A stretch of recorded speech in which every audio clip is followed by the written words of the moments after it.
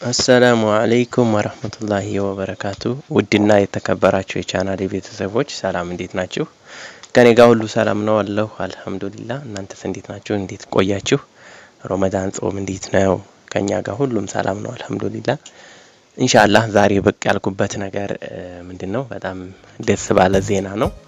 እሱም ባለፈው በለቀኩት ቪዲዮ ነበርና የሆነ አንድ ወንድማችን ታግቶ እስከ 500 ሺህ ብር ተጠይቆ እና ከሱ ጋር ተያይዞ ነው። እሱም ልጅ የሚገኘው በአምባሰል ወረዳ የትውልድ ቦታው አምባሰል ወረዳ ጭስ አባልማ ከምትባል ቀበሌ ነውና ለስራ ብሎ ወጥቶ በባህር ወደ ሳውዲ አረቢያ ከገባ በኋላ በሽፍቶች ተይዞ ነው እንግዲህ እስከ 500 ሺህ ብር የተጠየቀው እና ይህ ወንድማችን እንግዲህ ያው ተለቋል። በጣም ደስ የሚል ነው። በኢትዮጵያን በመጥፎች ልክ ደግሞ ደጋግ ሰዎች አሉና በደጋግ ኢትዮጵያን ወንድም እህቶች ትብብር ይሄ የተጠየቀው ብር ሞልቶ ተለቋል። ይህ ወንድማችን ደስ የሚል ዜና ነው እና በጣም በሰዓቱ ሳቀርበውም በጣም ያሳዝናል። የነበረው ክስተት ሁኔታ በሰዓቱ ያሳዝናል። ይሄ ወንድማችን ሰርቼ ያልፍልኛል ብሎ ወጥቶ በዚህ ልክ በሽፍቶች ወድቆ እስከ 500 ሺህ ብር ነበር በሰዓቱ የተጠየቀው።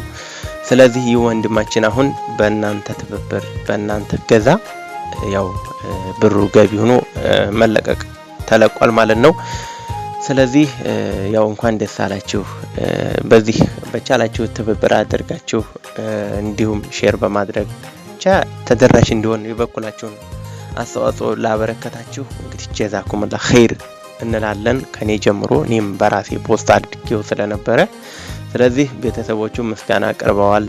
በተለይ እናት እሱም እንደዚሁ ኦዶ ዋለ እንግዲህ እንዳስፈላጊም ከሆነ ለቀዋለሁ። ድሮ በዛ ልክ ያው በጣም ደስታውን ገልጿል። እድሜያችሁን ያቆይልኝ፣ በጣም ጀዛችሁን አላህ ይክፈላችሁ፣ ከጭንቅ ያውጣችሁ። ያው ሩይን አርዝማችሁታል፣ እዚህ ደረጃ አድርሳችሁኛል፣ ሰበብ ሆናችሁ ብሏል።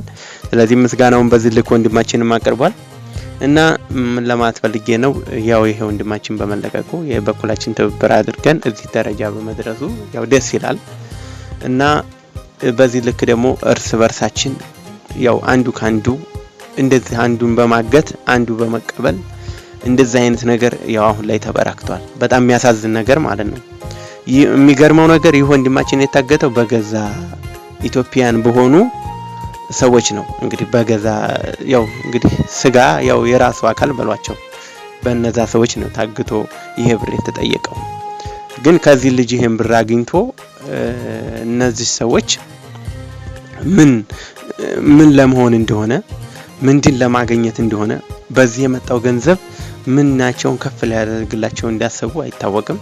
በዛ ላይ ደግሞ የሆነ በጣም ያስጠላ ነገር አለ። እርስ በርስ የሆነ ዘረኝነት ምናምን ሰው እንዴት ካንድ አካባቢ ሄዶ ካንድ ሀገር ሄዶ እምነታችን ባህላችን የማይወክል ነገር እንዴት ይሄን ልጅ አግቶ ከዚህ ብሄር ነው የመጣው ወይም ከዚህ ቦታ ነው የመጣው ብሎ እንደዚህ አይነት ለመጠየቅ መወሰን ወይም እንደዚህ ሰዎችን ማስቸገርና ከሌላቸውን ነገር ማስጨነቅ ወይም ህይወታቸውን አደጋ ላይ እስከማስገባት ማድረስ እኔ ከምን ማሰብ እንደሆነ አላቅም።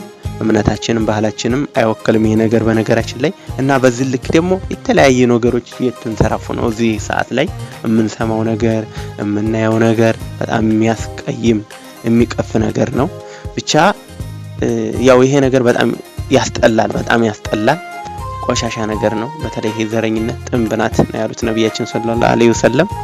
ስለዚህ በዚህ ልክ የሆነውን ዘረኝነትን አሁን ዛሬ ላይ ደግሞ አግቶ ከዛ ተደራይቶ ከዚህ ብሄር ነው የመጣው አንተና ከዚህ ጎሳ ነው የመጣው አንተ ነጭ ነህ አንተ ጥቁር በጣም ወላሂ በጣም የሚያስጠላ።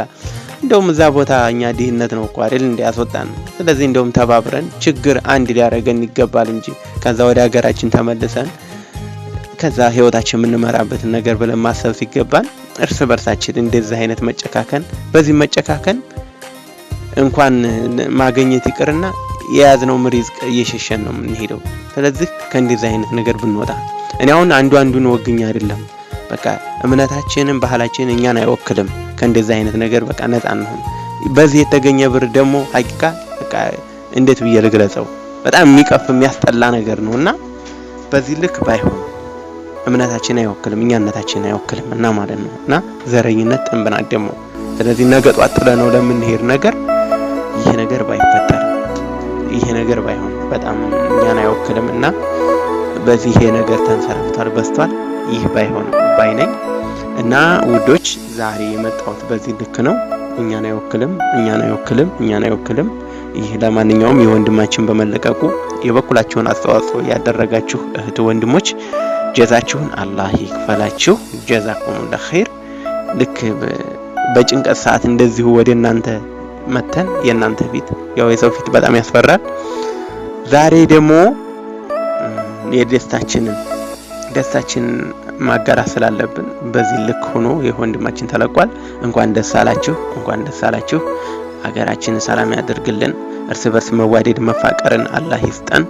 ሰላማችን ይብዛ ላለሁኝ የወንድማችን ተለቋል። እንኳን ደስ አላችሁ ለማለት ነው እና በዚህ ልክ ነው ውዶች። ያው በዚህ ልክ ነው የመጣሁትና ኢንሻአላህ ይሄን ይመስላል።